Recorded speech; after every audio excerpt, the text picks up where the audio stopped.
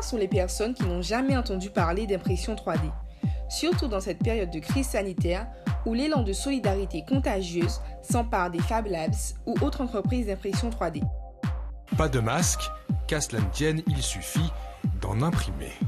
Voici en résumé l'initiative des makers, des utilisateurs d'imprimantes 3D qui se sont mobilisés bénévolement à travers toute la France, chez eux ou dans des Fab Labs.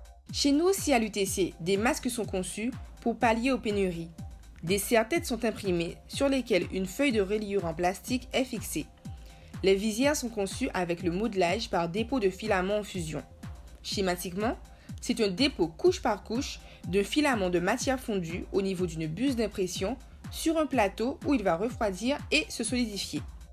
Construire des objets très compliqués à partir d'un programme informatique est devenu possible grâce à cette technologie à la fois innovante, précise et accessible à tous. Et certains s'en servent même pour en faire de la nourriture. Aujourd'hui, nous allons plus précisément parler d'impression 3D alimentaire ou food printing. L'entreprise italienne Barilla, par exemple, utilise cette technologie afin de concevoir des pâtes personnalisées au niveau de la forme, mais également au niveau du goût, de la texture, de la couleur ou de la valeur nutritionnelle. Elle utilise des ingrédients comme des légumes, des graines et différents types de farine afin d'obtenir une pâte plus riche en fibres ou en protéines.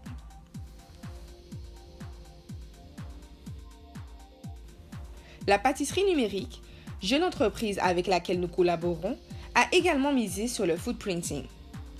La mise au point de logiciels permet d'optimiser l'impression pour la création de figures très complexes par le calcul du chemin le plus court.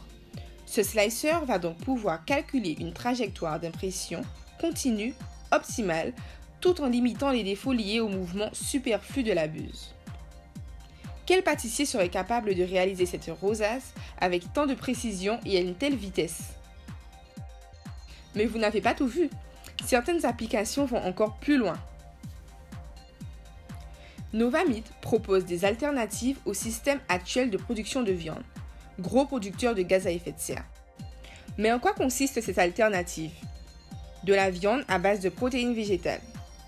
Vous vous dites sûrement qu'il n'y a rien d'innovant dans cela.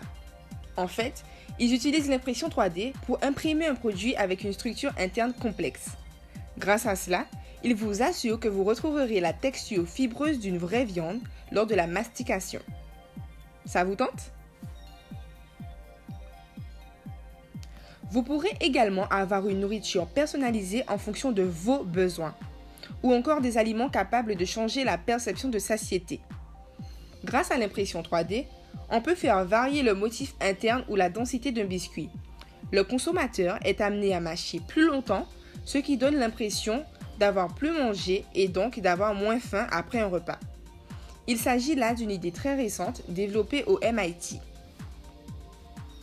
Aux Pays-Bas, la start-up Upprinting a eu l'idée d'utiliser l'impression 3D pour lutter contre le gaspillage alimentaire. Elle récupère les aliments recyclables, comme des fruits ou du pain par exemple, et en les combinant avec d'autres ingrédients, crée une pâte à biscuits qui peut ensuite être imprimée dans des formes sophistiquées et intégrée dans les plus belles assiettes des restaurants gastronomiques. Depuis 2018, chaque semestre, des étudiants de l'UTC participent à des projets de recherche sur le food printing. Ils ont notamment développé l'impression d'un cookie fourré au chocolat. Ce simple biscuit a demandé une recherche de formulation, mais également la mise au point de la modélisation informatique ainsi qu'un paramétrage précis de l'imprimante. Ce semestre, nous avons lancé une étude sur le développement d'un filament comestible imprimable.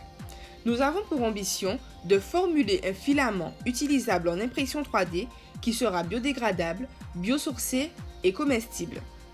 La formulation de ce produit devra donc être telle que le filament obtenu respecte certaines caractéristiques mécaniques, le rendant utilisable en impression 3D. Et vous, seriez-vous prêt à manger des aliments issus de l'impression 3D ?